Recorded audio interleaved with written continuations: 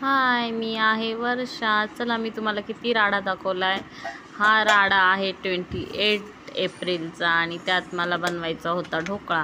मी सगळे भांडे एका साईडला करून घेतले आणि आपल्याकडे जे ढोकळ्याचं प्रीमिक्स मी घरी तयार केलेलं आहे त्या प्रीमिक्सपासून मी झटपट एवढ्या राहाड्यात सुद्धा ढोकळा बनवू शकते. तर मस्तपैकी मी एक ग्लास भरून पीठ घेऊन टाकलं. मस्तपैकी चमच्याच्या साहाय्यानं प्लेन केलं. वाटीत थोडंसं पाणी होतं, ते पाणी साईडला केलं. जेवढं पीठ घेतलं तेवढंच पाणी घेतलं. मस्तपैकी त्यात टाकून दिलं. थोडीशी कलरसाठी हळद टाकली आणि मस्तपैकी त्याला छान मिक्स करून घेतलं. पूर्ण एक ना एक गाठी फोडून घेतल्या. असं मस्त बॅटर तयार केलं. तोपर्यंत तुम्ही चॅनलला लाईक, शेअर, सबस्क्राईब करायला विसरू नका. आणि एवढ्या इझिली आपण हा छान असा मस्तपैकी ढोकळा बनवू शकतो. तुम्ही नक्कीच हे प्रीमिक्स तयार करा आणि आपल्या चॅनलला लाईक, शेअर, सबस्क्राईब करा. प्रीमिक्स आपलं छान तयार झालेलं आहे आणि एका साईडला मी मस्त गॅसवर कढईसुद्धा पाणी टाकून प्लेटला तेल लावून ठेवून दिलेलं आहे. मी पुन्हा थोडीशी हळद टाकली, कारण की मला वाटलं थोडासा कलर येणार नाही म्हणून मी थोडीशी हळद पुन्हा टाकली. बघू शकता तुम्ही मस्तपैकी इकडं आपली प्लेट कढईसुद्धा तयार झालेली आहे. तेल लावून प्लेट ठेवली होती, त्याखाली पाणी आणि स्टँड आहे. चला आपलं बॅटर यात टाकूया.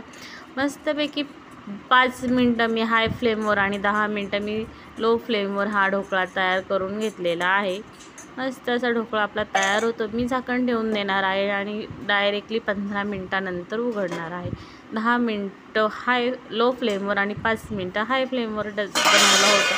मस्त तुम्ही बघू शकता आपला ढोकळा किती छान असा तयार झालेला आहे. तुम्ही साईडने त्याच्या कडा बघा, आरामशीर एकदम लूज झालेल्या आहेत आणि अशा मस्त मी यात सुरी टाकून बघितली, एकदम क्लिअर आहे. आपला ढोकळा तयार झाला. मस्तपैकी बघू शकता जाळीदार ढोकळा तयार आहे.